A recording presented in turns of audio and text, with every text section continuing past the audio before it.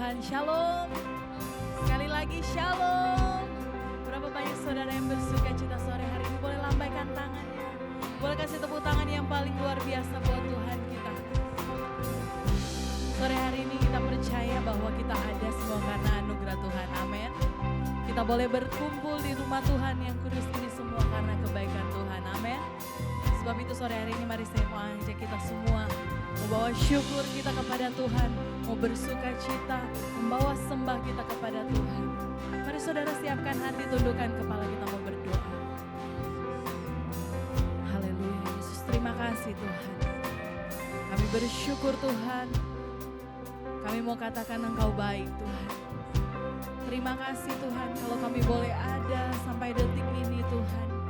Semua karena anugerah Tuhan. Kami menyadari semua karena cinta Tuhan atas hidup kami Tuhan. Sebab itu Tuhan sore hari ini nih kami Tuhan umat-umat-Mu. Dengan segenap hati kami datang kepadamu Tuhan. Kami rindu membawa syukur kami. Kami rindu membawa sembah kami yang terbaik bagimu Tuhan. Kami mau tanggalkan segala beban kami. Kami mau bawa hidup kami kepadamu Tuhan. Mau membawa sembah kami kepadamu Tuhan. Segala bentuk intimidasi apapun Tuhan kami patahkan dalam nama Tuhan Yesus. Terima kasih Tuhan. Terima kasih Tuhan. Ini kami Tuhan. Kami siap memuji menyembah Tuhan. Dalam nama Yesus. Haleluya. Amin.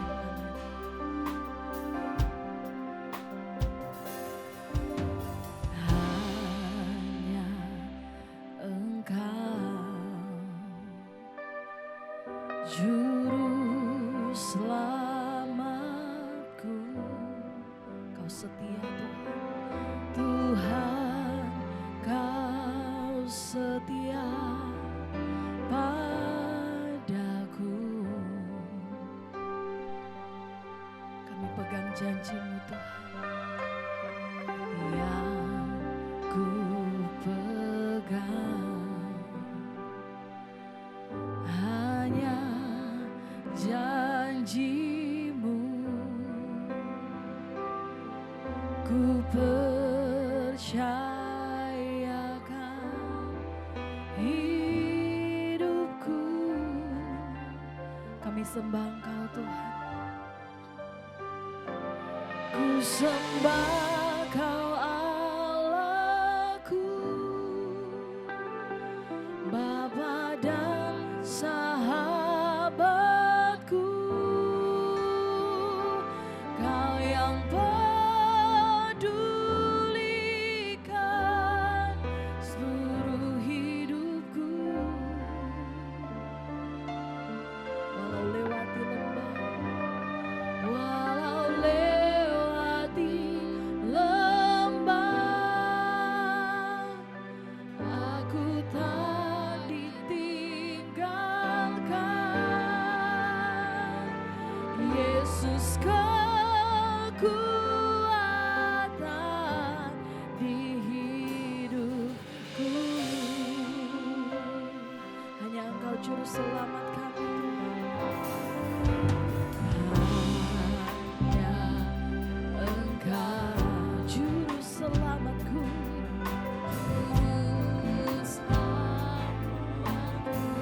Kau setia Tuhan, Tuhan Kau setia padaku.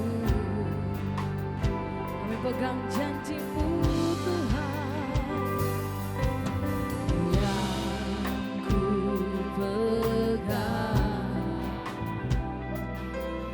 hanya janji-Mu.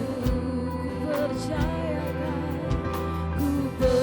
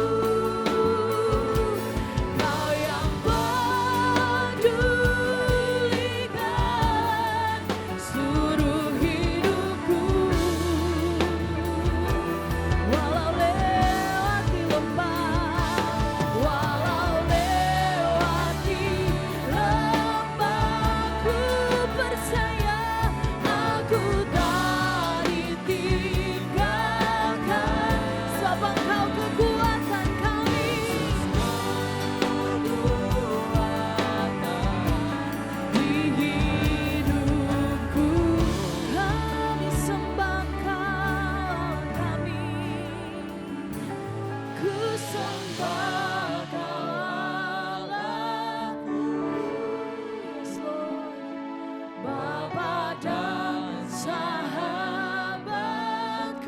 Kau yang selalu pedulikan kami Tuhan. Terima kasih Tuhan, suruh hidupku. Iman kami percaya Tuhan, walau lewati lembah, Kau tak pernah tinggalkan kami. Terima kasih Tuhan, Yesus kekuatan di hidupku. Katakan ku sembah Kau Allahku, ku sembah Kau Allahku, oh Kau Allahku, Kau Bapa dan sahabatku. Kau yang pedulikan seluruh hidupku. Walau lewati lembah, walau lewati lembah, kami tak ditinggalkan. Yes Lord, Kau kekuatan, Yesus kekuatan di hidupku. Yesus kekuatanku,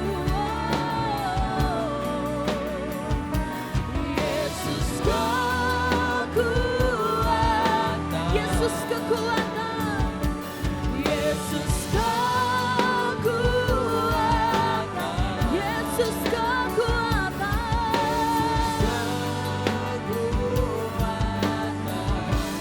di hidupku.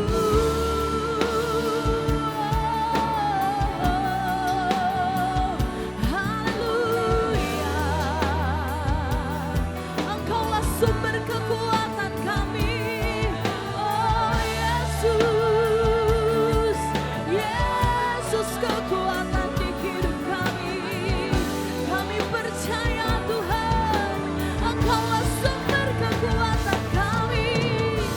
Haleluya, haleluya, haleluya. Kami percaya Tuhan, Engkaulah kekuatan kami. Oh, haleluya, haleluya. Engkaulah sumber kekuatan kami Tuhan.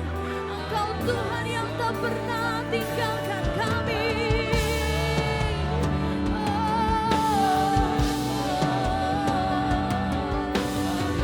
Yesus Kau baik.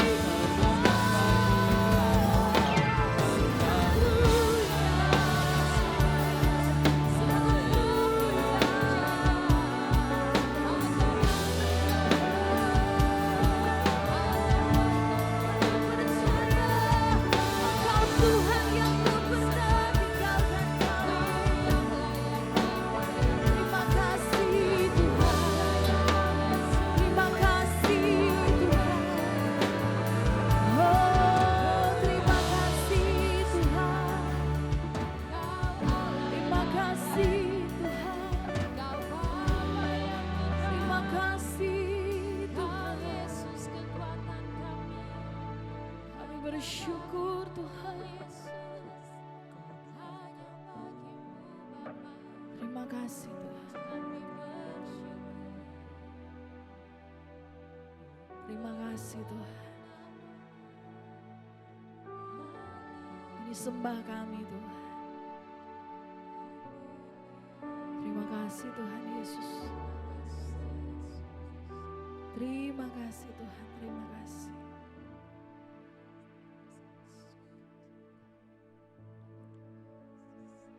Terima kasih Tuhan.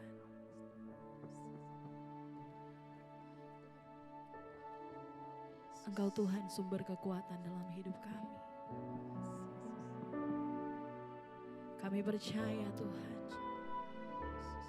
biar pujian ini bukan hanya sebuah pujian yang keluar dari mulut kami, tetapi biar pujian yang kami naikkan ini menjadi iman kami Tuhan. Bahwa kami percaya Engkau adalah Tuhan yang tidak pernah meninggalkan kami. Engkau adalah Tuhan yang selalu ada dalam setiap detik hidup kami. Bahkan Engkau Tuhan yang selalu mengerti setiap apa yang kami alami Tuhan. Sore hari ini Tuhan, kami berdiri di hadapan-Mu. Kami membawa hidup kami Tuhan. Kami menyembah Engkau Tuhan dan sahabat kami. Kami menyembah Engkau Tuhan dan Raja dalam hidup kami.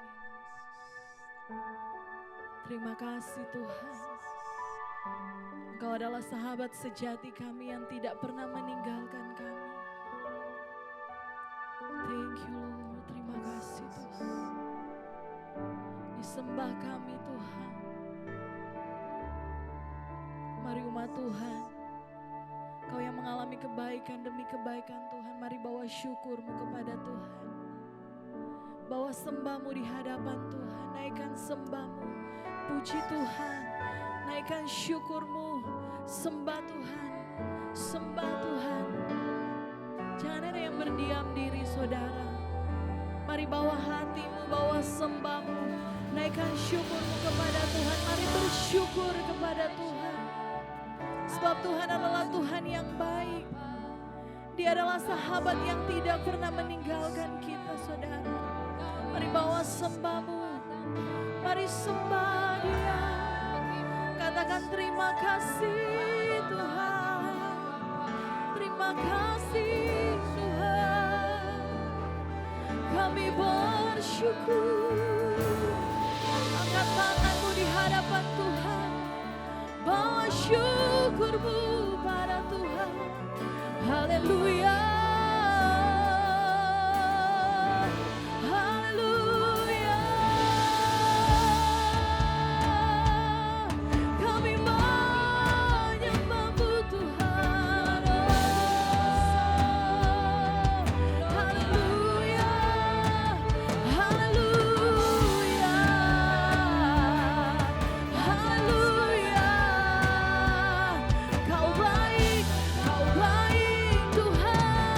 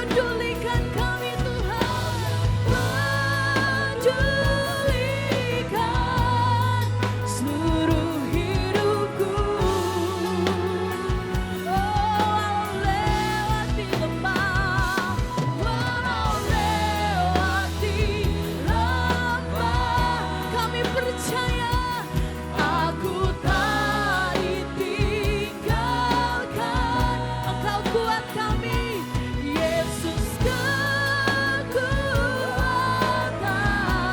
di hidupku. Kau kekuatan kami Tuhan, Yesus kekuatan, Yesus kekuatan, Yesus kekuatan, Yesus kuatku, Yesus kekuatan di hidupku. Sorak-sorak bagi Tuhan Allah kita, Engkau kuat kami Tuhan. Haleluya. Terima kasih Tuhan, sebab Engkaulah kekuatan yang kami percaya dalam hidup kami Tuhan.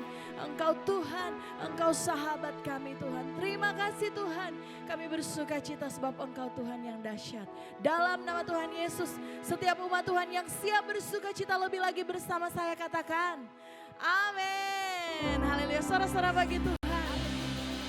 Shalom Bapak Ibu, kepada siap memuji Tuhan. Kita punya Allah yang luar biasa, Allah yang dahsyat, Allah yang tidak pernah tinggalkan kehidupan kita. Sama-sama kita katakan, amin. Mari kita menyembah Dia lebih lagi.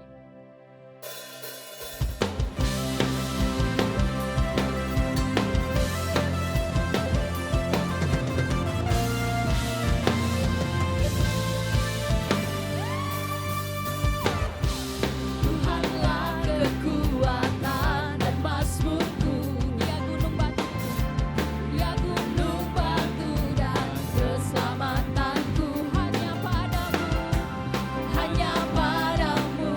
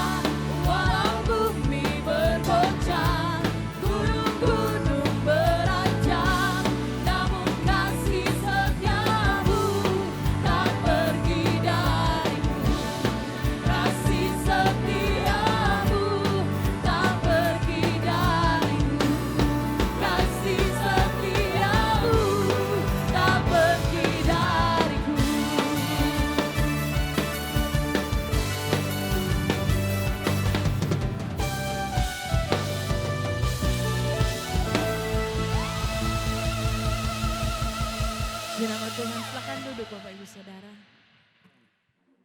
kita akan memberikan persembahan. Mari tundukkan kepala saudara, kita berdoa. Kami mengucap syukur Tuhan, Engkau Tuhan baik dalam hidup kami. Bahkan Engkau Tuhan teramat baik dalam hidup kami Tuhan. 1 bulan Tuhan kami boleh lalui dan kami boleh menyaksikan, kami boleh mengalami kebaikan demi kebaikan Tuhan dalam hidup kami. Tuhan memelihara kehidupan kami pribadi lepas pribadi. Tuhan memelihara keluarga kami, usaha pekerjaan kami. Dan hari ini Tuhan, ungkapan syukur kami akan mengembalikan 1/10 Tuhan untuk kami persembahkan kepada Tuhan. Tuhan memberkati setiap tangan-tangan yang memberi. Kami percaya Tuhan ketika kami memberi dengan segenap hati kami, Tuhan akan memberkati kami. Terima kasih Tuhan, kami mengucap syukur.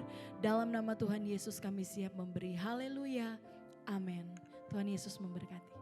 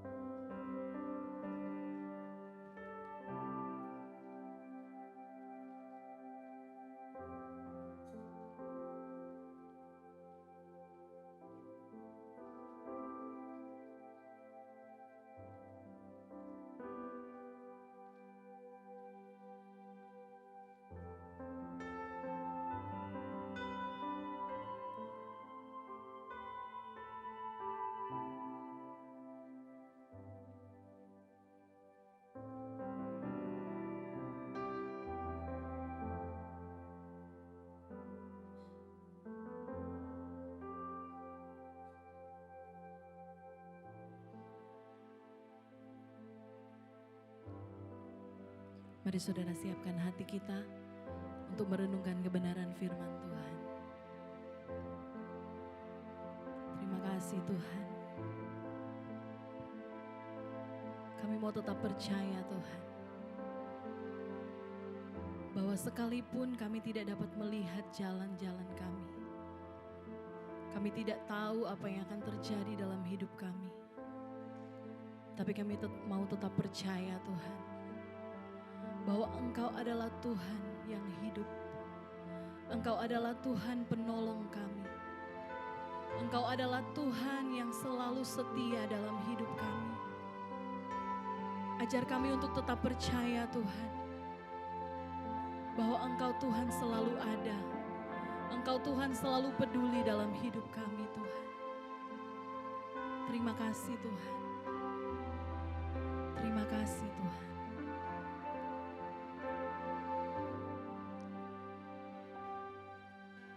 Saat ku tak melihat jalanmu, saat ku tak mengerti rencanamu, namun tetap ku pegang janjimu. Pengharapanku hanya padamu. Hatiku percaya,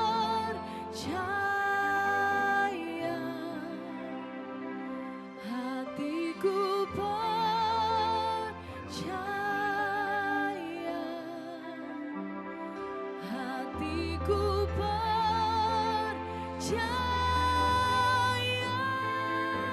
selalu ku percaya.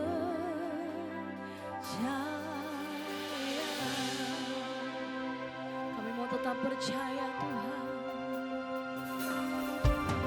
Saat ku tak melihat jalanmu, saat ku tak mengerti rencanamu, namun tetap ku pegang janjimu. Pengharapanku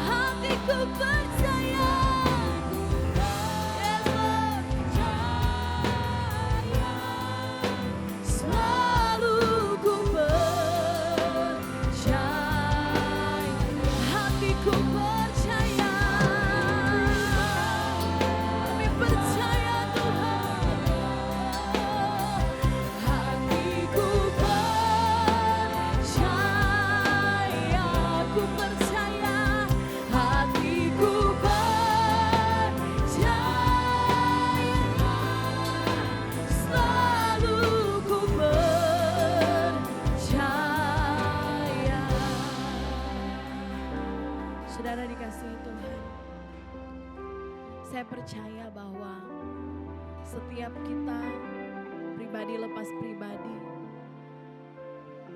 kita datang sore hari ini ada dalam berbagai macam, membawa berbagai macam persoalan. Tapi sore hari ini pujian yang kita naikkan berkata bahwa hatiku percaya. Ketika kita mengatakan hatiku percaya Tuhan, hatiku percaya Tuhan. Saudara boleh mengimani pujian ini. Dengan segenap hati engkau mengatakan hatiku percaya Tuhan. Hatiku percaya Tuhan, selalu ku percaya. Biar itu sungguh-sungguh menjadi iman saudara dan saya sore hari ini. Bahwa kita percaya Tuhan sanggup menolong kita, amin. Tuhan sanggup buka jalan atas setiap persoalan kita. Tuhan sanggup menyembuhkan setiap sakit penyakit kita. Bahkan sakit penyakit yang dokter katakan tidak boleh sembuh. Tapi kita percaya Tuhan adalah dokter di atas segala dokter. Tuhan sanggup menyembuhkan saudara dan saya. Sebab itu sore hari ini mari dengan segenap hatimu angkat tangan berserah di hadapan Tuhan. Dan dengan segenap hatimu sama-sama kita mau katakan, Tuhan aku percaya, Tuhan aku percaya. Hatiku percaya, kami percaya Tuhan. Hatiku Yes, Lord. Engkau melihat setiap kami Tuhan. Kami percaya. Kami percaya Tuhan, selalu ku percaya. Hatiku percaya. Yes, Lord. Kami percaya Tuhan. Hatiku percaya. Hatiku percaya. Hatiku percaya.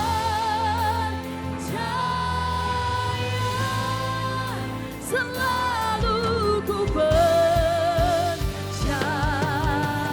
Kami percaya. Hatiku percaya. Kami percaya. Kepada hambanya di selatan. Oh, ku percaya.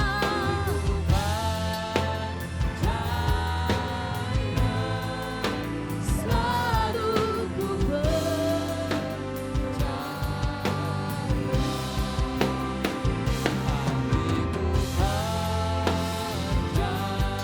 Oh, hatiku percaya. Percaya. Hatiku percaya. Selalu ku percaya. Hatiku percaya. Hatiku percaya.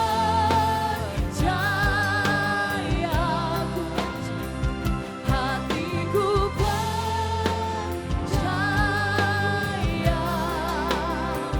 Hatiku percaya. Selalu ku percaya. Selalu ku percaya. Selalu ku percaya.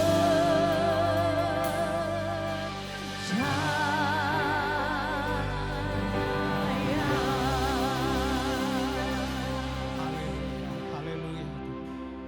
Benar Tuhan. Ini kami umat-Mu Tuhan. Pada malam hari ini Tuhan. Membawa hati kami yang percaya sepenuhnya kepada Engkau Tuhan. Kami datang ke tempat ini membawa hati kami yang haus dan lapar akan Engkau. Ini waktunya Tuhan. Kami boleh bersuka cita dalam hadirat Tuhan. Kami boleh menikmati hadirat-Mu di dalam pujian dan penyembahan.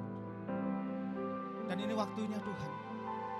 Kami mau belajar Tuhan. Mendengar firman-Mu. Supaya kami ini semakin berhikmat di dalam hidup ini Tuhan. Karena kami tahu Tuhan. Hidup kami menjadi lebih mudah saat kami memiliki hikmat Tuhan. Urapi setiap kami yang ada di tempat ini Tuhan. Roh Kudus jamah urapi setiap kami.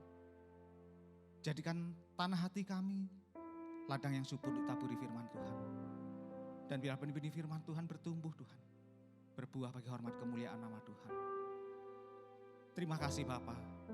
Di dalam nama Yesus yang siap mendengar firman Tuhan, sama-sama katakan amin. Silakan duduk Bapak Ibu Saudara.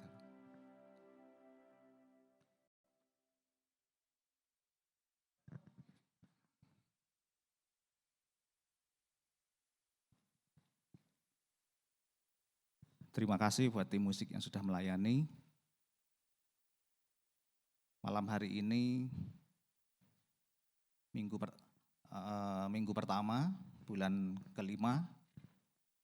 Tidak terasa sudah memasuki bulan kelima tahun 2023. Dan saya rindu malam hari ini untuk menyampaikan satu firman Tuhan yang mengingatkan kita untuk enggak tersandung di tengah jalan.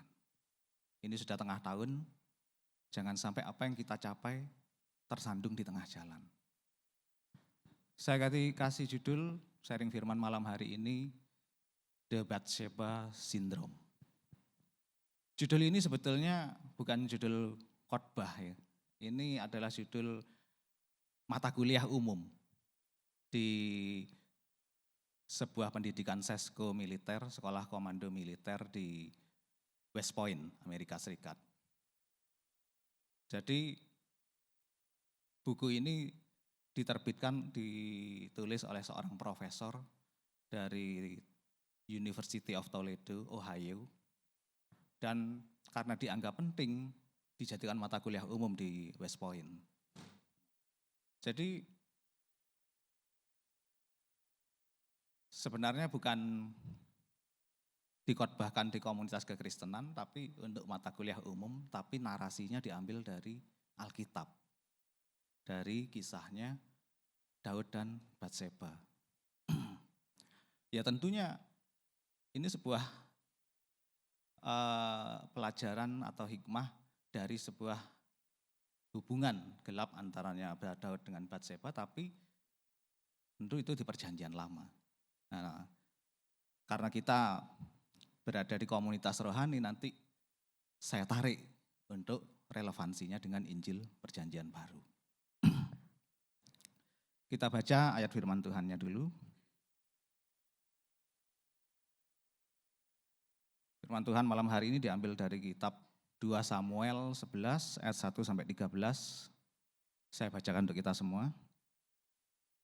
Pada pergantian tahun, pada waktu raja-raja biasanya maju berperang, maka Daud menyuruh Yoab maju beserta orang-orangnya dan seluruh orang Israel. Mereka memusnahkan Bani Amon dan mengepung kota Raba.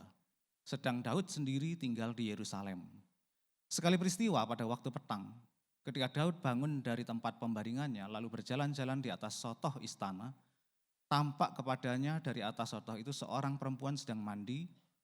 Perempuan itu sangat elok rupanya.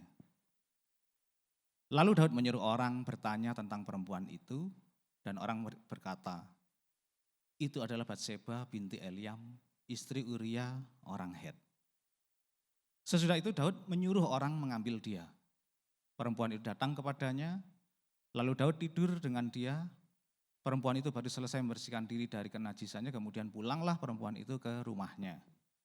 Lalu mengandunglah perempuan itu dan disuruhnya orang memberitahukan kepada Daud, demikian aku mengandung.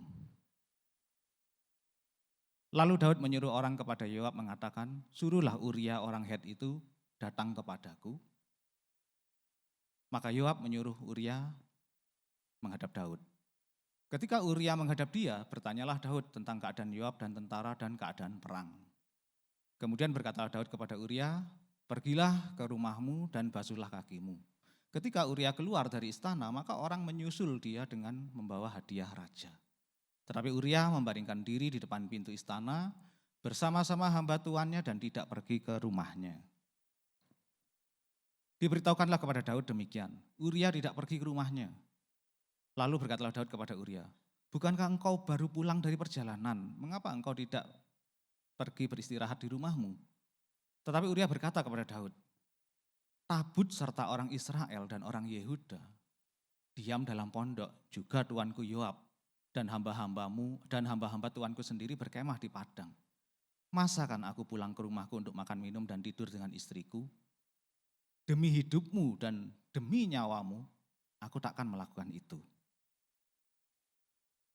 Ketika kata Daud kepada Uria, tinggallah hari ini di sini, besok aku akan melepas engkau pergi. Jadi Uria tinggal di Yerusalem pada hari itu. Keesokan harinya, Daud memanggil dia untuk makan dan minum dengan dia, dan Daud membuatnya mabuk. Pada waktu malam keluarlah Uria untuk berbaring tidur di tempat tidurnya bersama-sama hamba-hamba tuannya, dan ia tidak pergi ke rumahnya. Amin. Nah, jadi yang baru kita baca ini adalah masa kejatuhan Daud, masa kegelapan daripada Daud. Jadi Alkitab itu menceritakan bukan cuma keberhasilan, kesuksesan, tapi juga kejatuhan. Dari awal kitab Kejadian ada kejatuhan Adam dan Hawa, kejatuhan Saul, demikian juga kejatuhan Daud. Nah, jadi bukan hanya masalah kesuksesan, tapi lengkap, kejatuhan pun ada. Dan Daud mengalaminya di waktu yang bersamaan. Melalui kisah Daud kita bisa banyak belajar bahwasanya cerita kesuksesan itu mengajarkan kepada kita bahwa iman itu bisa membawa kita menang. Menang atas masalah segede apapun. Tapi melalui cerita kegagalan dan dosa juga mengajarkan kepada kita bagaimana orang yang karib dengan Tuhan, orang yang beriman bisa menjadi seperti orang tidak kenal Tuhan. Bahkan bisa lebih jahat daripada orang tidak kenal Tuhan.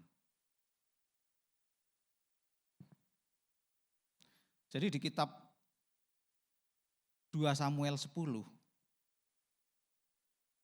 dari ayat 1 sampai selesai itu menceritakan tentang iman Daud yang menakjubkan.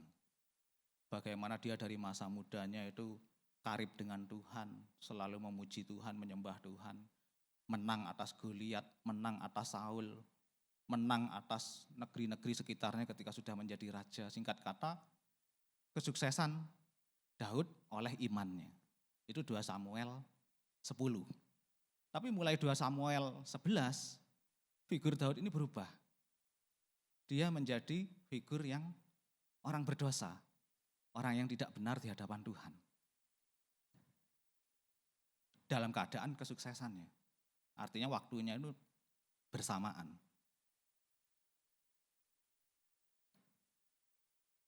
Namun demikian, penting untuk diwaspadai, jangan karena Daud aja loh yang karib sama Tuhan mulai muda bisa jatuh sama dosa. Berarti kita ya enggak masalah berbuat dosa. Jadi jangan generalisasi atau dirasionalisasi seperti itu. Karena bagaimanapun dosa itu ada tuaiannya. Sekalipun Tuhan mengampuni, ada tuaiannya tetap. Mari kita pelajari lebih lanjut. Nah, jadi di sepanjang kehidupan Daud, ada 2 orang tidak kenal Tuhan yang sangat mempengaruhi kehidupan Daud, yaitu Goliat dan Batseba. Goliat figur yang kejam, kuat, gagah perkasa, penindas. Sementara Batseba kebalikannya, seorang wanita cantik, lemah lembut tentunya.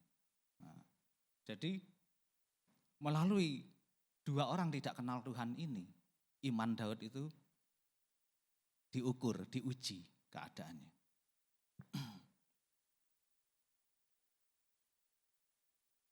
Ya, itu melawan Goliat, iman Daud menang.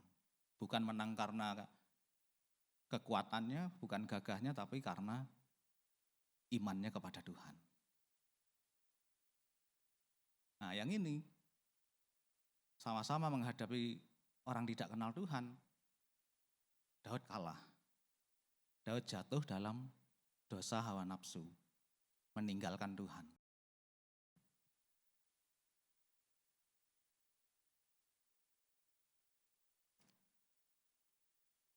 Jadi waktu bertemu dengan Goliat dan Batseba, kondisi Daud sama-sama dalam keadaan bahaya, sama-sama dalam keadaan genting. Bedanya, saat bertemu Goliat, Daud masih muda dan bukan siapa-siapa. Gembala domba, kedepannya, masa depannya belum jelas. Masih kelihatan lebih cerah kakak-kakaknya sudah jadi prajurit di garis depan. Daud cuma gembala domba ayahnya, masih belum jelas masa depannya mau jadi apa. Namun kabar baiknya, dia seorang yang karib dengan Tuhan, pemuji dan penyembah, pendoa yang teguh imannya. Bagaimana ketika ketemu dengan Batseba? Nah, saat bertemu Batseba, usia Daud sudah 50 tahun ke atas, setengah baya, kaya, populer, dan berkuasa. Seorang raja Israel yang sukses menaklukkan negeri-negeri sekelilingnya. Kalau bahasa sekarang, bos gede. Tetap percaya dan beribadah kepada Tuhan, tapi tidak karib, sudah merosot imannya. Sudah terjadi pergeseran fokus, tidak lagi iman kepada Tuhan, kepada firman Tuhan, kepada kebenaran Tuhan, tapi pede, iman sama potensi saya ini, kapabilitas saya, kemampuan saya. Nah, terjadi pergeseran.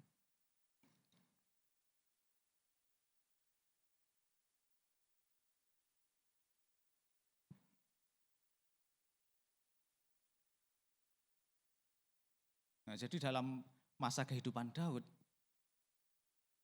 kondisi paling gelapnya, paling suramnya terjadi di saat bersamaan, saat kesuksesan besar sebagai Raja Israel itu sedang terjadi.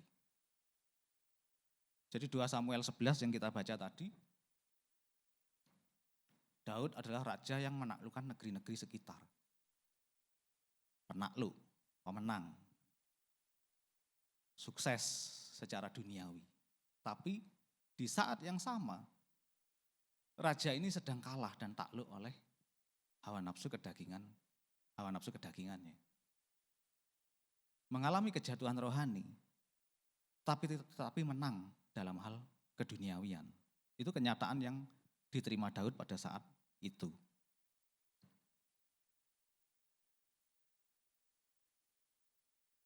Dan inilah yang disebut Batseba Syndrome. Menjadi penting di Amerika yang saya baca itu karena banyak menjadi penyebab kegagalan atau kejatuhan para pemimpin sukses di Amerika. Dan itu mengakibatkan kerugian bagi negara, kerugian bagi organisasi yang dipimpin, kerugian bagi rumah tangganya, bahkan sampai pada dirinya sendiri. Apa itu Batseba Syndrome? Yaitu ketika mencapai puncak kesuksesan, seseorang ini menjadi kehilangan fokus mula-mula. Artinya kalau orang Kristen fokus mula-mulanya seperti Daud, iman kepada firman Tuhan, kepada Tuhan. Mungkin kalau orang di luar kekristenan fokus pada punya falsafah hidup tertentu, filosofi hidup tertentu, prinsip-prinsip hidup tertentu. Nah. Dan sudah tidak bisa lagi melihat kegagalan yang sedang terjadi dalam kesuksesan yang sedang diraih itu. Disebabkan mulai memiliki banyak sumber informasi, banyak pengalaman, banyak ilmu, banyak sumber daya yang mengalihkan pada fokus pada kapabilitas dan kemampuan potensi diri. Sulit menerima masukan karena berpikir semua bisa saya kendalikan. Saya punya uang, saya punya kuasa, saya punya pasukan, saya pintar, saya pokoknya semua bisa diatasi. Kalau dapat masukan, kamu enggak khawatir gini, buktinya loh saya sukses, buktinya loh saya diberkati Tuhan. Sudah tidak bisa lagi menerima masukan daripada sekelilingnya.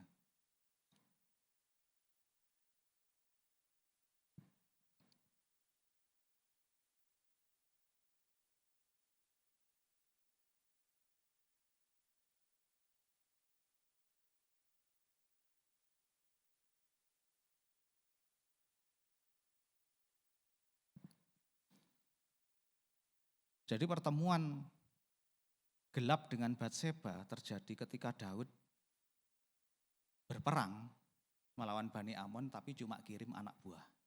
Cuma kirim Panglima Yoab dan anak buahnya. Tradisi masa itu, kalau kerajaan berperang, raja itu biasanya memimpin di garis depan. Jadi supporternya, penyemangatnya. Dan musuh mengincar raja itu harus cepat dimatikan, karena kalau rajanya mati kita tidak usah susah payah, pasti rakyatnya meletakkan senjata menyerah semua. Nah, jadi di tradisi di masa itu, kalau bertempur semestinya raja hadir memimpin di depan. Tapi dalam cerita tadi, Daud nggak hadir di depan. Dia tinggal di Yerusalem.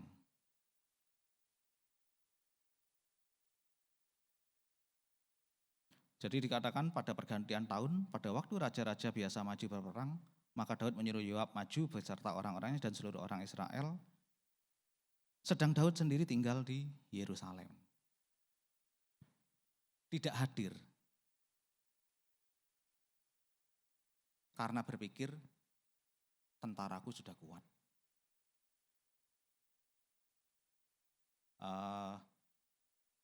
Kekuatanku sudah hebat, tanpa aku hadir sendiri sudah bisa menang kok. Itu bukan masalah apa. Itu tentang kuatnya tentaraku. Itu tentang kepiawaianku memanage tentara yang berperang. Ya kalau zaman sekarang manajemen memang seperti itu. Memang bagus, tapi di zaman itu belum ada telepon, belum ada internet, belum ada sarana komunikasi seperti sekarang, jadi tidak dianggap bagus, tidak hadir di medan perang seorang raja. Jadi boleh diidentikan mendekati pada tidak hadir itu adalah malas. Tidak hadir itu mewakili kemalasan atau juga harga diri, kesombongan, prestis. Oh, saya enggak usah hadir, pasti menang. Tapi pada kenyataannya sih memang menang. Tapi kalau dilihat dari sisi rohani, kemalasan ada pada Daud. Kemalasan ada pada Daud. Dan ketika malas, setan memanfaatkan, setan menggoda. Daud berpikir, takdir. Tapi sebetulnya bukan takdir, karena pada kenyataannya cerita itu sampai ke belakangnya semua itu berkaitan sama pilihannya Daud, keputusannya Daud. Kalau takdir itu kita tidak memilih. Tapi sekuat tenaga kita menolak pun tetap kita jatuhnya ke sana. Nah itu takdir, itu rencana Tuhan, itu kehendak Tuhan. Tapi ini bukan. Dikatakan hampir semua kejadian adalah pilihannya Daud. Daud menyuruh orang cari info. Daud menyuruh orang menjemput Batseba. Nah, semuanya bukan tidak bisa ditolak, memang pilihan. Daud memilih itu. Ayat 2 dikatakan, sekali peristiwa pada waktu petang ketika Daud bangun dari pembaringan, lalu berjalan-jalan di atas sotoh istana, tampak kepadanya dari sotoh itu perempuan sedang mandi, dan perempuan itu sangat elok rupanya. Ayat ini menceritakan tentang kondisi kerohanian daripada Daud. Bangun tengah malam, kalau masa mudanya atau orang-orang yang dekat dengan Tuhan sekarang pun, pasti yang berpikirkan duduk manis berdoa. Memuji menyembah Tuhan berdoa, nyopo Tuhan duluan. Itu kalau orang haus dan lapar akan Tuhan. Mau bangun jam 2 malam, jam 3 pagi, yang teringat nyopo Tuhan dulu. Daud pun dulunya seperti itu. Tapi ayat 2 mengatakan Daud terbangun langsung dipimpin oleh kedagingan. Yang diintip adalah orang mandi. Nah, bukan mencari Tuhan. Etikanya betapa buruknya kondisi mental Daud. Bayangkan, panglima dan rakyatnya sedang bertaruh nyawa di garis depan berperang melawan Bani Amon. Demi rajanya dan demi kejayaan negerinya. Loh, rajanya enak-enakan. Memuaskan nafsu kedagingan di rumah. Bukan mendoakan tentaranya kayak apa, enggak. tentara yang mau mati, mati, mau menang, ya menang. Saya tak sibuk memuaskan kedagingan saya. Betapa hancurnya, betapa bobroknya mental Raja Daud yang masa mudanya sampai umur 50, begitu kita kenal sebagai karib dengan Tuhan. Ayat 3 dikatakan, lalu Daud menyuruh orang bertanya tentang perempuan itu dan berkata, itu adalah Batseba binti Eliam, istri Uria orang Het. Nah, jadi Daud kirim orang untuk cari tahu, dikepoin. Siapa itu mandi di kolam renang pengadilan? Jadi bukan mandi di rumahnya ternyata. Dulunya saya bingung. Masa iya Uria prajurit rendahan, rumahnya tonggoan sebelahan sama istana. Kayaknya kok gak masuk akal. Ternyata saya teliti lebih lanjut, itu bukan mandi di rumah Batseba. Mandi di kolam pengadilan istana. Kakeknya Batseba itu abdi dalamnya istananya Daud. Jadi abdi dalam di istana Daud itu ada 30 orang yang selalu siap gerak kalau raja butuh. Nah, kalau bahasa keraton Jogja itu namanya abdi dalam. Salah satunya adalah kakeknya Batseba, Ahitofel namanya. Ahitofel ini penasihat politik di kerajaan. Nah, tentunya Batseba ya punya akses. Mungkin mumpung sepi atau mungkin sengaja, ya juga gak tahu, karena pada kenyataannya ayat ini tidak menjelaskan bahwa sesudah Batseba dipanggil raja, tidur, hamil dan pulang, tidak dijelaskan bahwa Batseba menjadi membenci Daud. Sehingga ya boleh juga kalau kita berpikir jangan-jangan Batseba memang mancing-mancing sengaja mandi di sana. Nah, mentang-mentang punya akses, Ahitofel kan kerja di abdi dalam istana. Nah, jadi dapat info dia adalah anak Eliam, istri Uria orang Het, namanya Batseba. Uria orang Het, tidak kenal Tuhan, orang asing di Israel. Dari 12 suku Israel itu orang Het itu termasuk orang asing. Tapi namanya Uria. Kebetulan namanya kalau diterjemahkan cahaya Yehova, cahaya terang, terang Tuhan, terang Tuhan. Walaupun tidak kenal Tuhan. Tapi belakang hari ternyata ada kaitannya. Memang Uria dipakai untuk menerangi kegelapan pikirannya Daud di belakang hari. Jadi Daud sudah melihat akses yang begitu mudah untuk mendapatkan yang dia intip ini. Yang pertama, cuma anaknya karyawan, cuma istrinya karyawanku kok. Yang kedua, kakeknya kan abdi dalam di rumah tanggaku. Wah, ini gampang ini urusannya. Jadi kirim untuk cari tahu, kirim lagi untuk jemput, itu menunjukkan satu kejahatan berencana. Bukan tidak sengaja, tapi kejahatan terencana. Ada niat, ada keinginan, ada pertimbangan, ada menjaga membentengi dari resiko, itu sudah ada semua.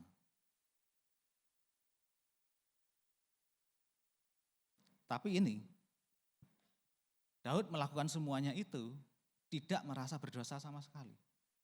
Jadi tidak merasa gugup, tidak canggung, tidak merasa bersalah. Cari tahu. Panggil, sudah tahu namanya, asal-usulnya, aksesnya, panggil. Kemudian tidur dengan dia. Sampai dikembalikan pulang, disuruh pulang lagi pun pede. Tidak merasa dosa, tidak merasa salah. Jadi Daud melihat itu sebagai takdir. Takdir mempertemukan saya dengan wanita cantik. Juga takdir, saya sebetulnya sehari ini ketemu, melihat wanita mungkin ada 50. Kok saya tapi ditakdirkan Tuhan jatuh cinta sama yang ini ya, sama Batseba ini. Jadi menganggap takdir, semua sudah direncanakan Tuhan sejak saya masih di kandungan ini. Takdir saya ini ketemu wanita cantik, ketemu dan jatuh cinta lagi. Enggak salah, sudah direncanakan Tuhan ini mungkin. Nah. Tapi Tuhan melihat perbuatan Daud dipimpin setan, tidak benar. Daud merasanya takdir, tapi Tuhan melihatnya perbuatan enggak benar. Perbuatan dipimpin setan. Dan ini menjadi titik awal mulainya keruntuhan daripada Daud. Yusuf alami kegodaan sejenis. Godaan sejenis seperti yang dialami Daud terhadap Batseba, tapi Yusuf lari dari godaan itu dan menang.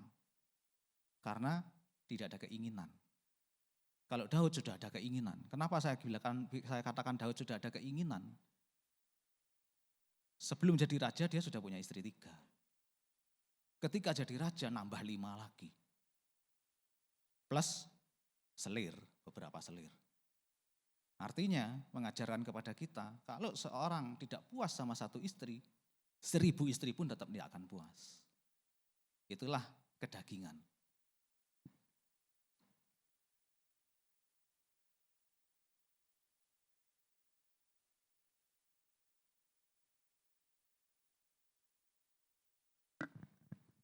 Nah, sekarang kita lihat, itu semua tadi kan bercerita di perjanjian lama. Seperti biasa kita yang hidup di perjanjian baru selalu kan, loh kita kan sekarang hidup di bawah kasih karunia. Ada pengampunan. Kalau di mata kuliah umum di Amerika, cuma sampai tadi itu ceritanya. Tapi kalau di gereja, karena persekutuan rohani selalu harus ditarik ke bagaimana di perjanjian baru. Jadi dosa Daud bukan dosa secara instan yang bisa kebetulan terjadi, bahkan sekalipun sudah ada niat dan rencana. Artinya banyak tahapan demi tahapan, langkah demi langkah yang harus direncanakan dan dilakukan. Dimulai dari hal-hal kecil, keingintahuan, ketidaksadaran, ketidaktahuan akan keberadaan Tuhan dan firman Tuhan, atau ketidakpedulian akan kebenaran. Artinya tahu benar atau tidak benar, tapi tidak peduli, relatif. Buktinya loh, saya jadi raja yang sukses. Buktinya loh, dengan berbagai keputusan saya, dengan berbagai pendapat saya tentang hubungan saya dengan Tuhan, saya tetap sukses sebagai Raja Israel. Jadi kebenaran firman Tuhan jadi abu-abu dan relatif. Tidak lagi jadi standar baku kehidupan.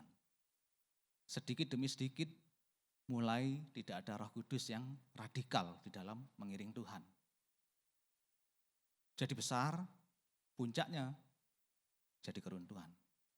Itu sama seperti kalau kita membiarkan dosa itu berlarut-larut, itu sama seperti kalau kita lihat pertandingan tinju. Ronde 1, ronde 2, ronde 3, enggak langsung KO. Biasanya KO itu ronde 6, apa ronde 7, apa ronde 12. Demikian juga pekerjaan dosa. Ronde 1, ngintip wanita cantik, kalau langsung berhenti, enggak KO. Ronde 2, cari tahu, sudah tahu istrinya orang, kalau berhenti, tidak sampai dosa-dosa yang berikutnya. Ronde 3, kalau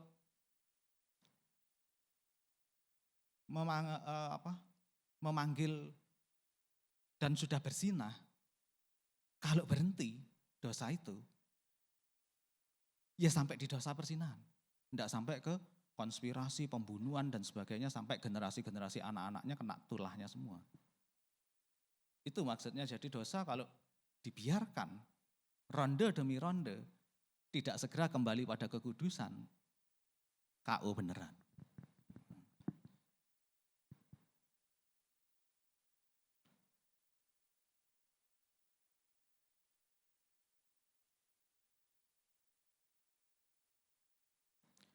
Kitab Yakobus 1 ayat 15, ini perjanjian baru agak di akhir-akhir ya, di sedikit hampir terakhir.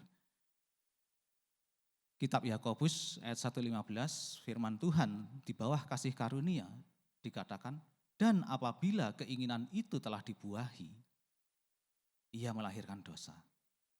Dan apabila dosa itu sudah matang, ia melahirkan maut.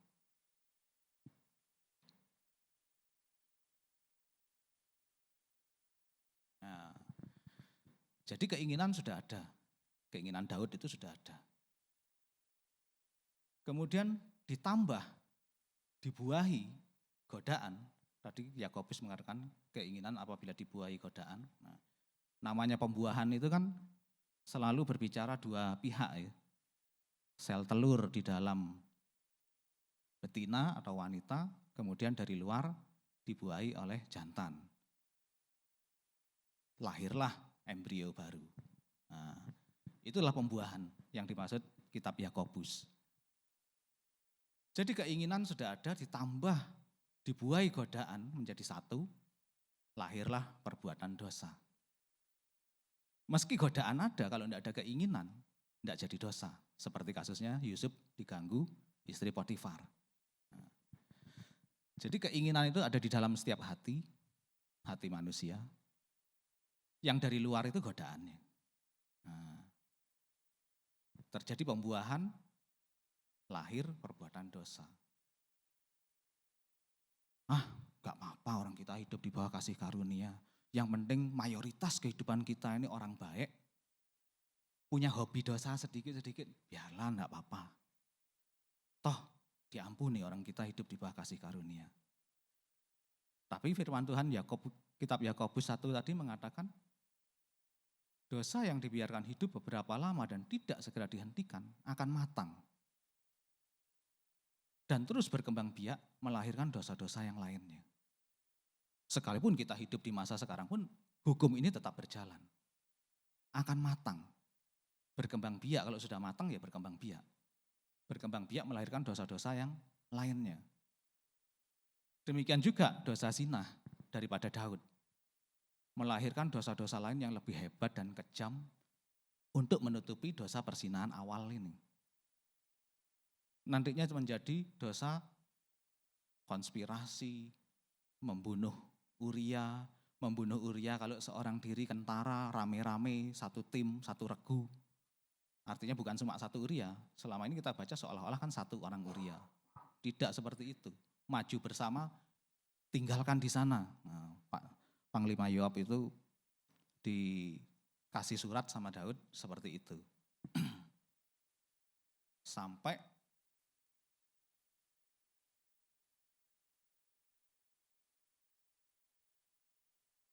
anak-anaknya Daud sendiri di masa belakang menjadi korban juga.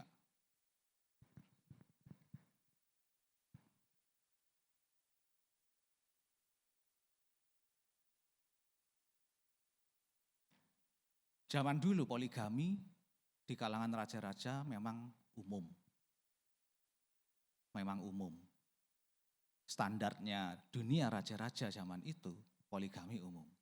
Tapi untuk Raja Israel, Tuhan memberikan satu hukum, kehendak hukum untuk Raja Israel. Dan ini hukumnya. Dari ayat 1 sampai ayat 20 itu hukum untuk Raja Israel. Tapi yang berkaitan sama kasusnya Daud, mulai ayat 17.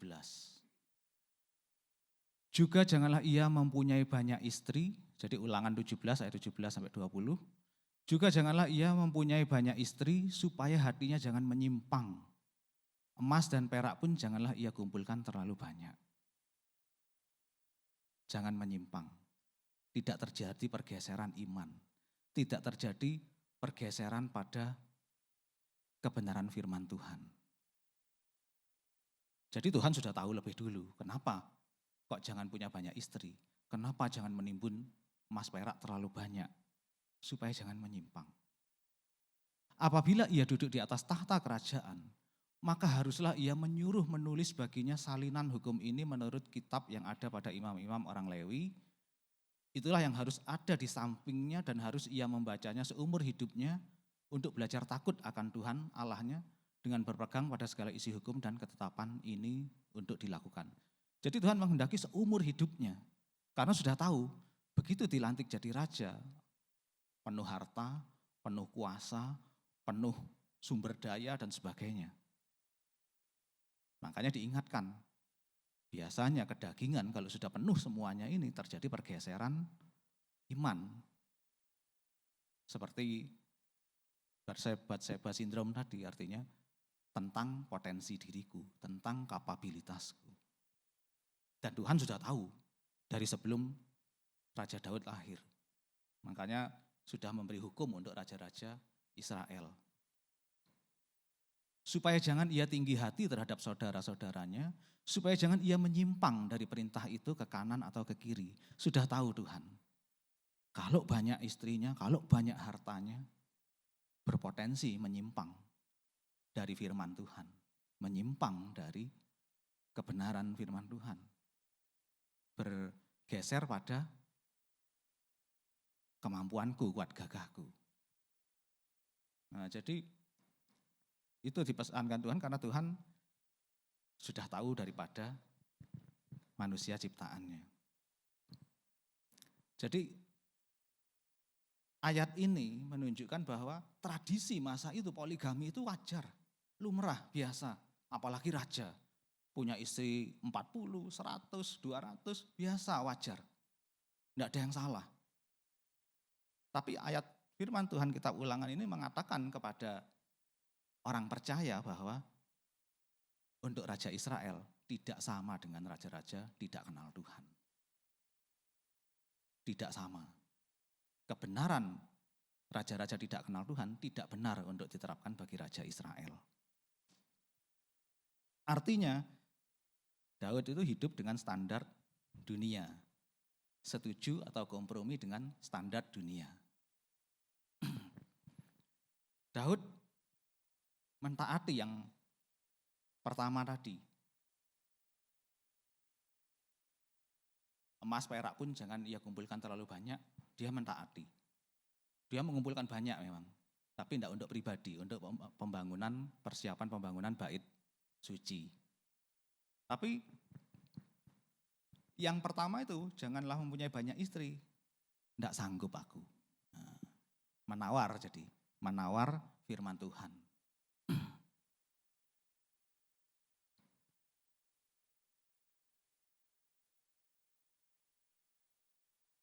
Jadi mengajarkan kepada kita bahwa banyak orang, bahkan mungkin kita sendiri, punya kepekaan rohani untuk berbagai area kehidupan. Tapi lemah atau gelap di salah satu sisi kehidupan. Bahasanya Pak Gideon atau siapa, monsternya keluar. Kalau yang di area itu.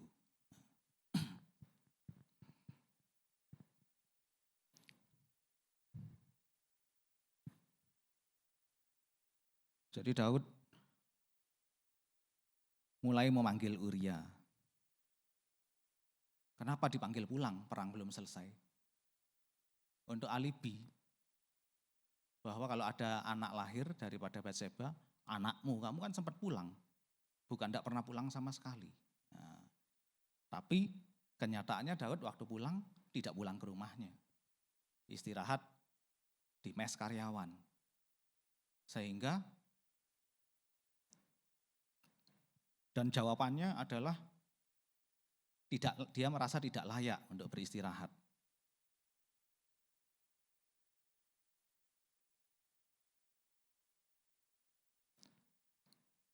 Jadi dari jawaban Samuel di kitab 2 Samuel ayat 11 dikatakan Tabut serta orang Israel dan orang Yehuda diam di pondok, juga tuanku Yoab dan hamba-hamba tuanku sendiri berkemah di padang. Masa aku pulang ke rumahku, makan minum dan tidur dengan istriku. Nah, demi hidupmu, maksudnya demi hidup Daud dan nyawa Daud, aku takkan melakukan hal itu. Betapa orang tidak kenal Tuhan ini yang pangkatnya cuma rendahan, seorang prajurit, menunjukkan sikap mental yang mulia, yang setia. Bandingkan dengan raja yang sedang mengatur siasat, konspirasi, dan dusta. Raja kenal Tuhan ini. Uria tidak kenal Tuhan. Pengikut yang tidak mau beristirahat karena teman-temannya masih berperang, dibandingkan dengan raja kenal Tuhan yang licik dan mengingini istri pengikutnya sendiri. Tidak kenal Tuhan sama kenal Tuhan tidak lebih baik dalam kasus ini. Sebetulnya melalui kesetiaan jawaban Uria, Tuhan sedang mengingatkan Daud, elengo, kamu orang kenal Tuhan masa enggak malu? Yang mau kamu kerjai loh kayak gitu orangnya. Loyal, setia, berani berkorban. Makanya namanya Uria, cahaya Yehova, terang Tuhan. Tapi kenyataannya Daud enggak sadar, kalau sadar enak, stop sampai di situ dosanya. Tapi nyatanya lanjut. Coba panggil Uria lagi besoknya, diajak pesta sampai mabuk. Siapa tahu kalau mabuk jadi kepingin sama istrinya pulang ke rumahnya. Pada kenyataannya tetap tidak. Uria yang mabuk itu tidur di mes karyawan lagi. Nah, jadi kalau dibandingkan lagi, orang tidak kenal Tuhan yang lagi mabuk ini masih lebih terhormat daripada orang kenal Tuhan seperti Daud yang dalam keadaan sehat. Nah.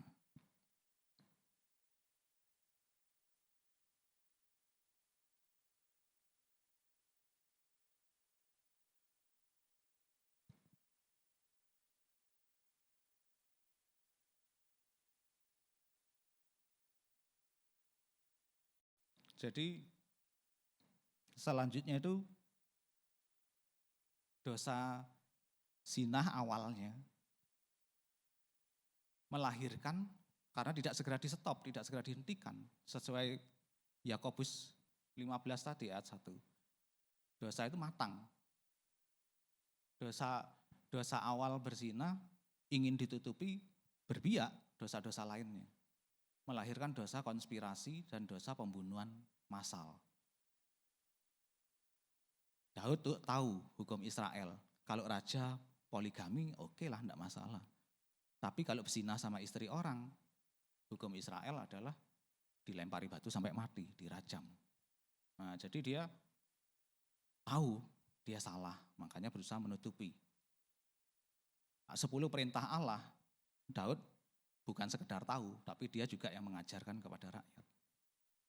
Tapi dalam kasus ini, 6 dari 10 perintah Allah semuanya langsung dilanggar sama Daud. Jangan mencuri, jangan membunuh, jangan bersaksi dusta, jangan mengingini istri sesama, jangan mengingini milik orang lain. Semua itu spontan dilanggar semua.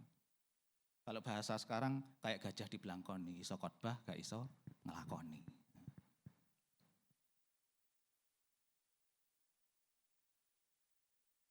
Ini mengajarkan kepada kita.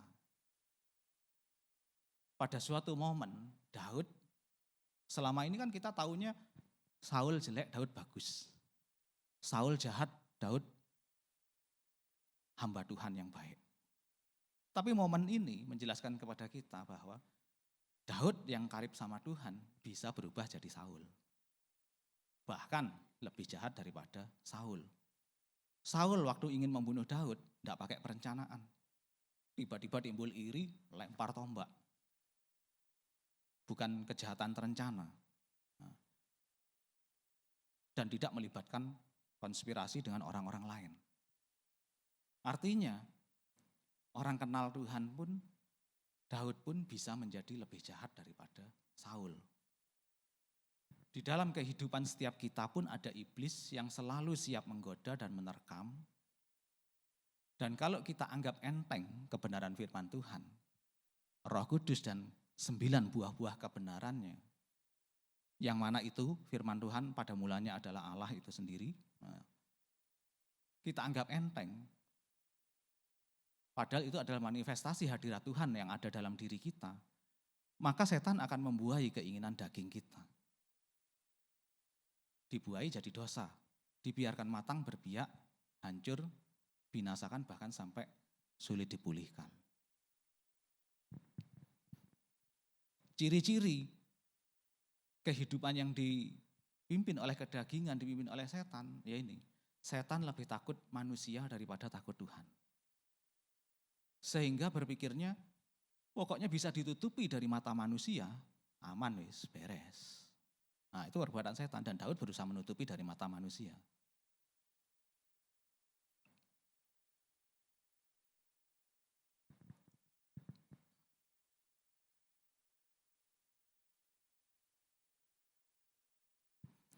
Nah setelah Uria mati, kitab 2 Samuel 11 ini selesai. Sampai di sini selesai, versinya Daud. Kayaknya happy ending. Batseba jadi istrinya Daud, melahirkan anak laki-laki, tapi ditutup dengan perkataan, tetapi hal yang telah dilakukan Daud itu adalah jahat di mata Tuhan. Dan Tuhan mengirimkan Nabi Nathan untuk membuat Daud mengaku dosa, mengaku atas dosanya. Dan puji Tuhan, untungnya Daud mengaku dosa. Tidak berusaha menutupi lagi terhadap Nabi Nathan. Kalau umpamanya belum stop, saya kira Nabi Nathan pun akan dimatiin juga. Untungnya stop di situ.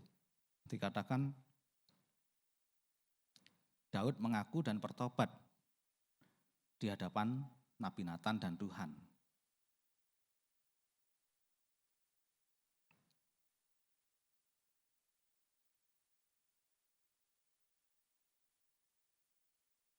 Dua Samuel 12 ayat 13-14. Lalu berkatalah Daud kepada Nathan, aku sudah berdosa kepada Tuhan, dan Nathan berkata kepada Daud, Tuhan telah menjauhkan dosamu itu, engkau tidak akan mati.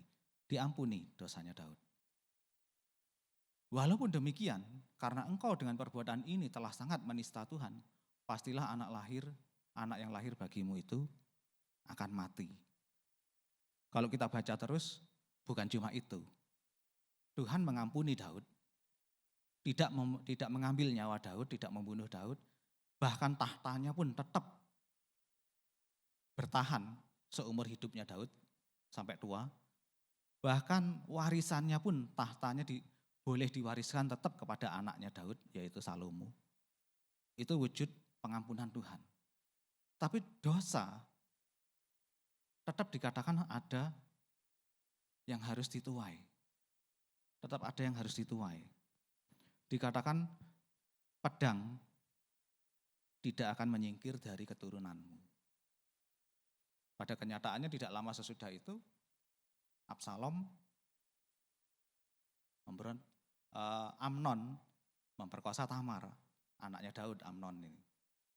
Tamar adiknya putra mahkota Absalom. Absalom tidak terima, Amnon dibunuh. Berikutnya Absalom memberontak terhadap Daud. Daud sempat lari mengungsi. Pada kala itu, tuaian dosa berikutnya terjadi sesuai yang dikatakan Nabi Nathan. Engkau mengambil secara diam-diam istri Uria.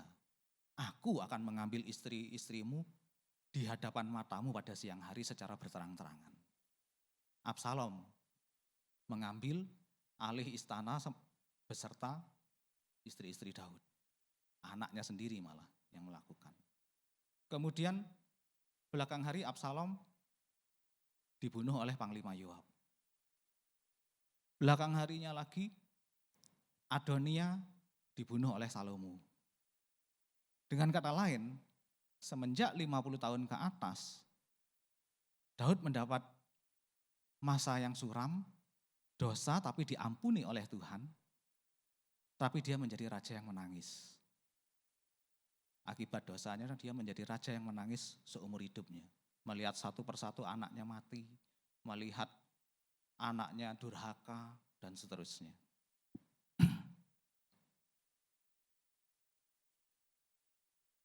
Nah ini, masih di perjanjian baru dikatakan, masih di bawah kasih karunia dikatakan. Galatia 6 ayat 7-8. Jangan sesat. Allah tidak membiarkan dirinya dipermainkan. Karena apa yang ditabur orang, itu juga yang akan dituainya.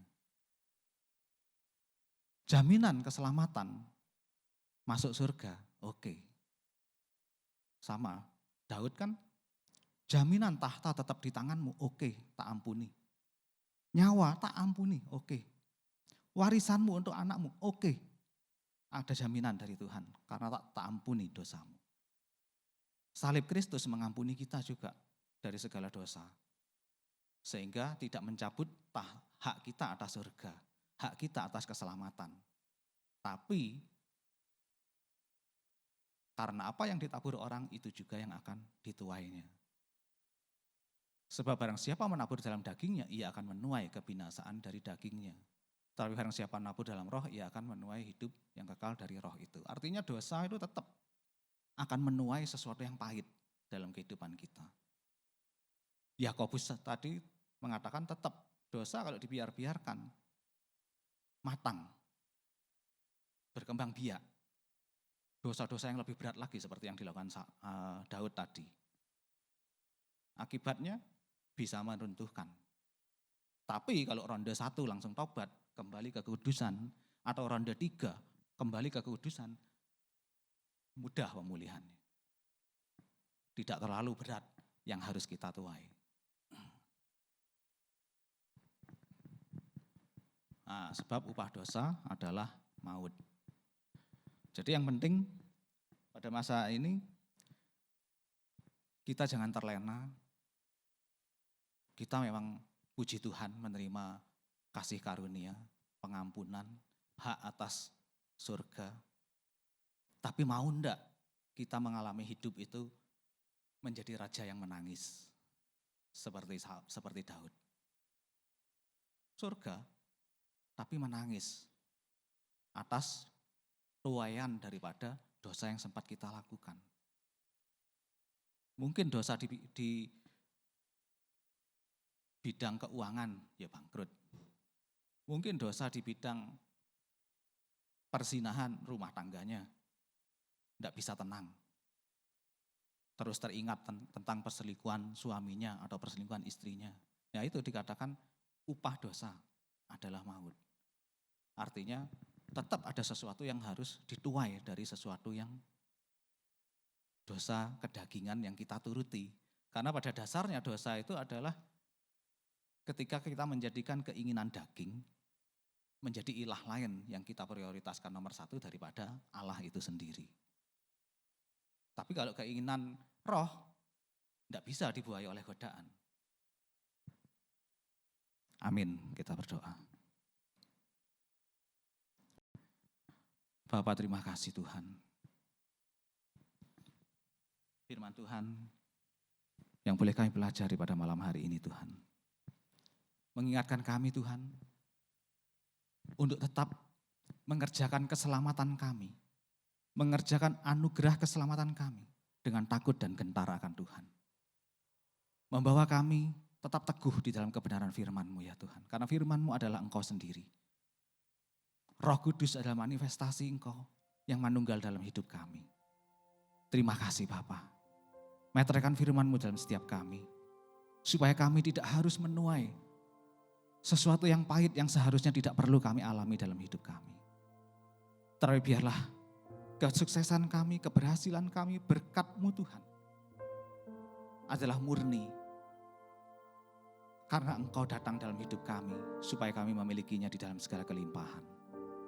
Bawa kami Tuhan masuk melalui pintu-pintu yang benar, yaitu pintu-Mu Tuhan Yesus. Bawa kami masuk melalui jalan-Mu, melalui kebenaran-Mu, dan hidup yang bersumber daripada firman Tuhan Yesus. Terima kasih Bapa, terima kasih Tuhan. Hamba-Mu selesai bicara. Kami percaya Tuhan, Roh Kudus tetap berkarya atas setiap kami. Menjadikan kami umat yang radikal di dalam mengiring Tuhan. Radikal di dalam mengikuti kebenaran firman Tuhan. Terima kasih Bapa, terima kasih Tuhan. Haleluya, amin. Saya undang para tugas perjamuan kudus untuk maju ke depan.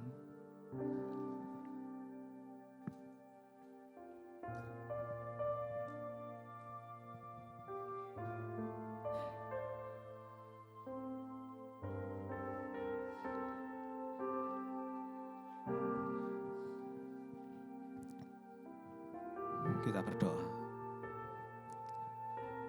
Bapa yang kami sembah dalam nama Yesus, terima kasih Tuhan. Jikalau malam hari ini kami boleh menerima undangan perjamuan kudus-Mu Tuhan.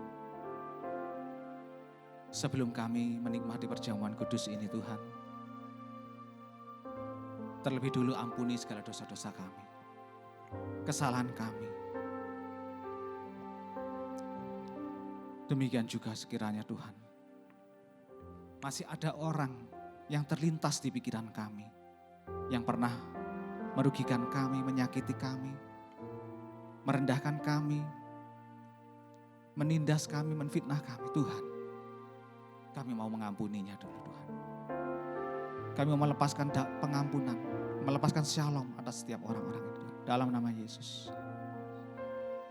Urapi setiap kami Roh Kudus. Sucikan, kuduskan kami. Demikian juga hamba-hambamu yang melayani perjamuan kudus. Urapi Tuhan setiap beliau-beliau ini Tuhan. Sucikan, kuduskan tangannya, kakinya, bahkan hatinya Tuhan. Layakkan untuk melayani perjamuan kudus-Mu ini Tuhan. Terima kasih Tuhan. Dalam nama Yesus, haleluya. Amin.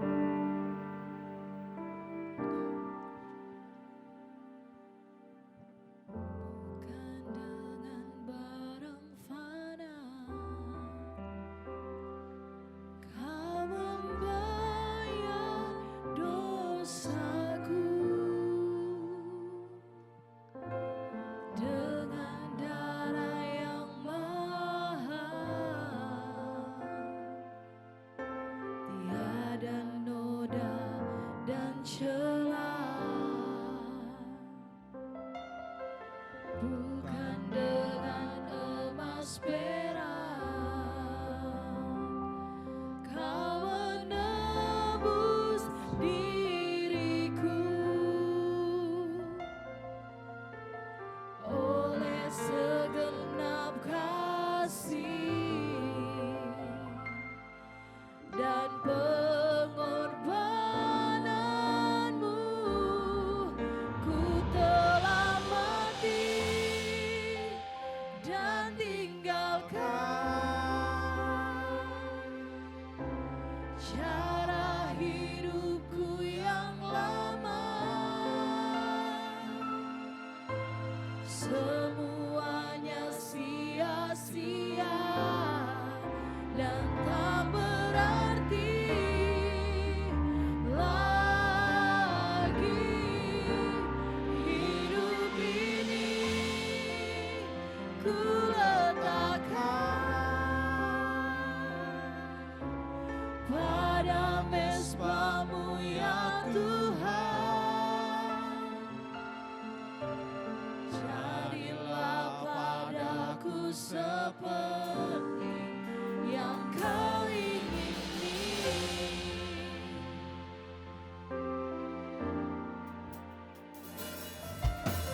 Bukan dengan barang fana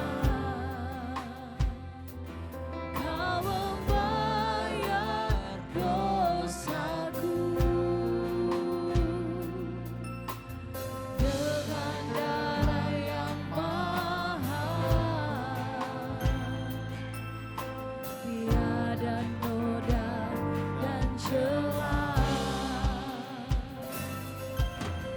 Bukan dengan emas perak, Kau menebus diriku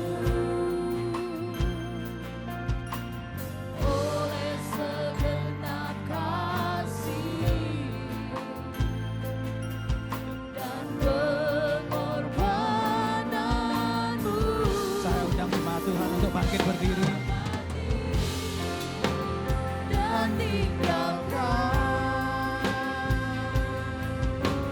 cara hidupku yang lama. Semuanya sia-sia dan tak berarti lagi. Hidup ini ku letakkan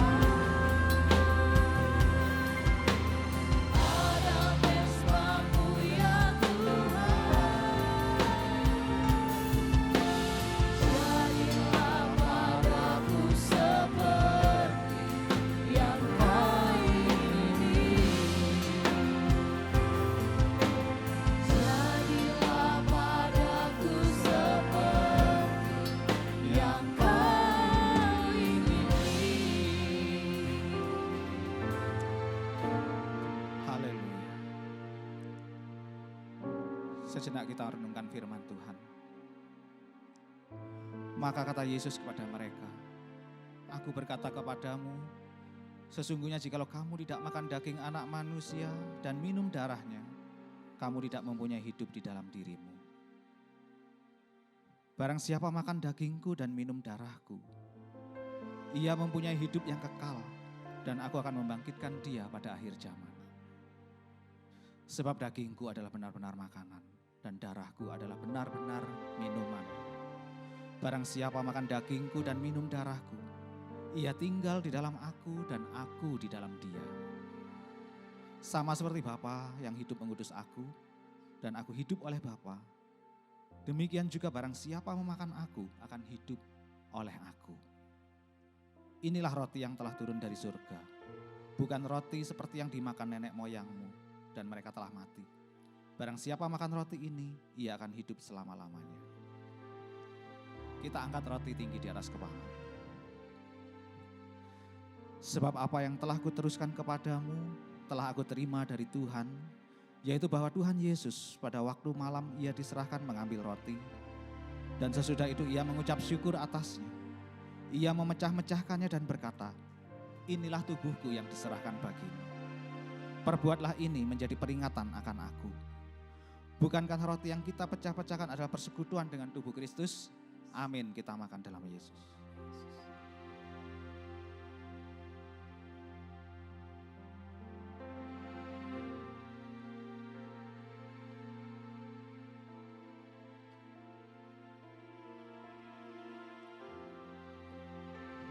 Kita angkat anggur di atas kepala. Demikian juga ia mengambil cawan. Sesudah makan lalu berkata, "Cawan ini adalah perjanjian baru yang dimeteraikan oleh darahku. Perbuatlah ini setiap kali kamu meminumnya menjadi peringatan akan aku." Bukankah cawan pengucapan syukur yang atasnya kita ucapkan syukur adalah persekutuan dengan darah Kristus? Amin, kita minum dalam nama Yesus.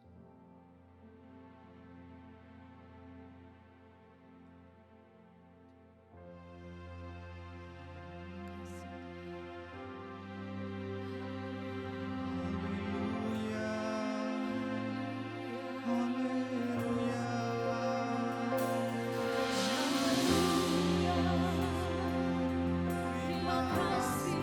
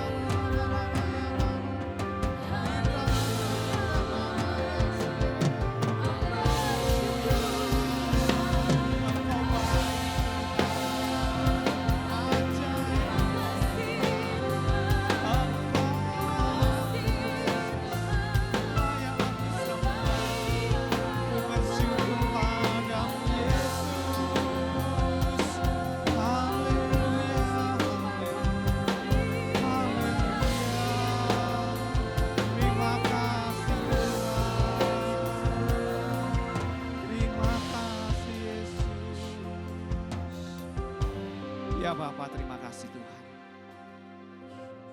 Sungguh kami mengucap syukur kami boleh menikmati perjamuan kudus-Mu Tuhan. Dan kami boleh rasakan Engkau tinggal dalam kami dan kami tinggal dalam kebenaran-Mu Tuhan. Segala perkara kami percaya dapat kami tanggung bersama Engkau Tuhan Yesus. Dan ini kami Tuhan. Ke depan kami siap untuk berjalan bersama-Mu Tuhan Yesus. Bekerja dan berkarya bersama-Mu Tuhan Yesus. Melakukan perbuatan-perbuatan yang besar bersama-Mu Tuhan Yesus. Mengiring-Mu, melayani-Mu Tuhan. Karena Engkau manunggal dalam kami percaya. Engkau menjadikan kami umat pemenang, bahkan lebih daripada pemenang. Terima kasih Tuhan. Di dalam nama Yesus. Haleluya. Amin.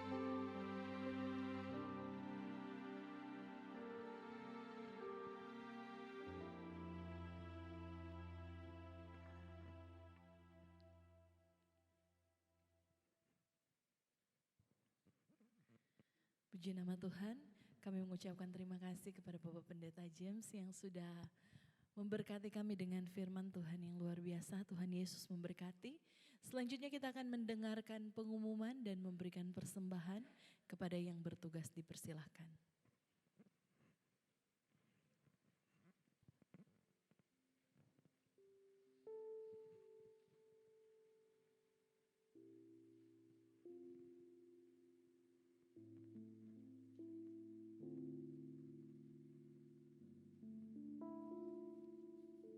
Mari jemaat dikasih Tuhan, sekali kita tundukkan kepala, kita berdoa. Bapa, kami mengucap syukur dan terima kasih untuk segala kebaikan yang Tuhan lakukan dalam kehidupan kami. Engkau Tuhan yang dahsyat, Engkau Tuhan yang luar biasa. Engkau mengasihi kami, Engkau memimpin hidup kami, Engkau menolong kami, Engkau terlibat sampai kepada hal yang terkecil dalam kehidupan kami. Kami mengucap syukur dan terima kasih Tuhan. Dan terima kasih untuk ibadah kami pada malam hari ini. Terima kasih untuk kebenaran firman Tuhan yang mengingatkan kami untuk kami harus hidup berhati-hati seturut dengan kebenaran firman Tuhan, mengakui bahwa Engkau Yesus adalah Tuhan dalam kehidupan kami, dan menomorsatukan Engkau Tuhan, berfokus hanya kepada pribadi-Mu Tuhan, melakukan segenap kebenaran firman-Mu supaya Tuhan disenangkan lewat kehidupan kami. Terima kasih Tuhan, berkati hamba-Mu Pak Jim yang sudah menyampaikan kebenaran firman Tuhan, berkati seluruh kehidupannya, keluarganya, pekerjaannya, kesehatannya, pelayanannya, biar seluruh hidupnya boleh didedikasikan untuk hormat kemuliaan bagi nama Tuhan. Bapak terima kasih untuk perjamuan kudus pada malam hari ini yang mengingatkan kami bahwa kami manunggal, kami menyatu dengan Engkau. Terima kasih Tuhan untuk menjadikan kami kuat untuk melangkah ke depan. Terima kasih Bapak, sebentar umat akan beri persembahan, Tuhan tidak dari tempat yang maha tinggi dan Tuhan Yesus memberkati. Dalam nama Tuhan Yesus kami berdoa mengucap syukur, haleluya, amin. Sementara persembahan dijalankan, saya akan sampaikan beberapa pengumuman. Yang pertama kami mengucap terima kasih untuk pelayanan Bapak Pendeta James Hidayat atau yang populer dengan Pak Dayat. Kok ada yang manggil Dayat, ada yang manggil Jim, ya. James Hidayat. Dulu saya tahunya Dayat. Jim kenal, Jim enggak kenal, saya bilang. Jim Hidayat. Ya. Dan saya sampaikan beberapa pengumuman. Hari Rabu family altar pukul 7:30. Kemudian hari Kamis ini hari kenaikan Isa Al-Masih, ya. Oh, tanggal 18, sorry. Minggu depan ya, minggu depan. Jadi bukan Kamis ini ya, Kamis depan. Karena kemarin ngomongnya hari Kamis, saya pikir hari Kamis ini. Ya ini wis. Makanya saya ngomong kemarin sama Santi sama Jim. Kalau enggak ada hari Rabu sama Jumat, hari saja bisa lupa, Saudara. Ya, kalau tanggal itu sudah tidak eling sudah. Ini tanggal piro itu sudah bingung. Faktor U apa faktor apa sibuk apa faktor apa sudah ngerti. Jadi hari Kamis tidak ada ibadah raya ya. Kamis akan datang. Ya. Hari Rabu ada family altar pukul 7:30. Jumat 7:30 malam ya. Jumat doa malam 7:30 malam. Hari Sabtu ada latihan musik. Kemudian hari Minggu ibadah raya pukul 6 sore dan ibadah sekolah Minggu pukul 6:30. Demikian pengumuman, Tuhan Yesus memberkati. Mari Bapak Ibu Saudara, saya undang kita berdiri. Kita akan menutup ibadah kita pada malam hari ini. Ku nyanyi Hosana bagi Rajaku yang duduk di tahta. Aku muliakan dan ku agungkan, Kau layak disembah. Kami nyanyi Hosana, ku nyanyi Hosana bagi Rajaku yang duduk di tahta. Kami muliakan, aku muliakan dan ku agungkan, Kau layak disembah. Kami nyanyikan Hosana, ku nyanyi Hosana bagi Rajaku yang duduk di tahta.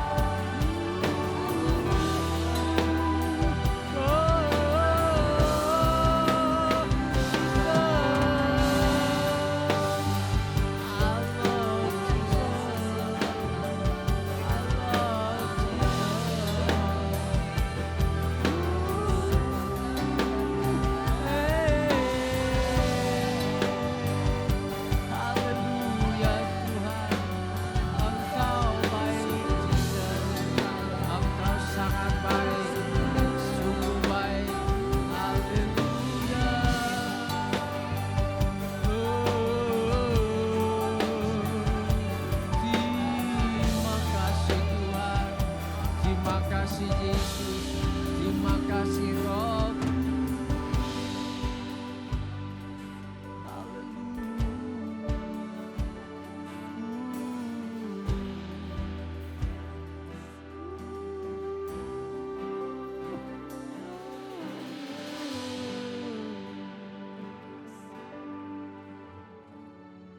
Bapa dalam nama Yesus, terima kasih Tuhan sesembahan dan pujian. Dan biarlah Tuhan persembahan dan pujian ini membuat Engkau senang. Karena hanya itu yang kami bisa berbuat Tuhan, menyenangkan hati-Mu. Dan istimewa juga pada saat malam hari ini Tuhan kami mengucap syukur atas firman yang sudah Engkau sampaikan melalui Bapak Pendeta James. Tuhan sekali lagi berkati beliau, berkati rumah tangganya, kesehatannya, berkati istrinya, Bapak Ibu Pendeta Santi, berkati anak-anak semua. Berkati Patrick yang masih ada di sini, Aristo yang ada di Karangasem. Kau berkati mereka Tuhan. Dan biarlah keluarga ini adalah keluarga penuh dengan kebanggaan. Sehingga boleh menjadikan satu contoh keluarga yang baik. Keluarga yang senantiasa mengasihi Tuhan.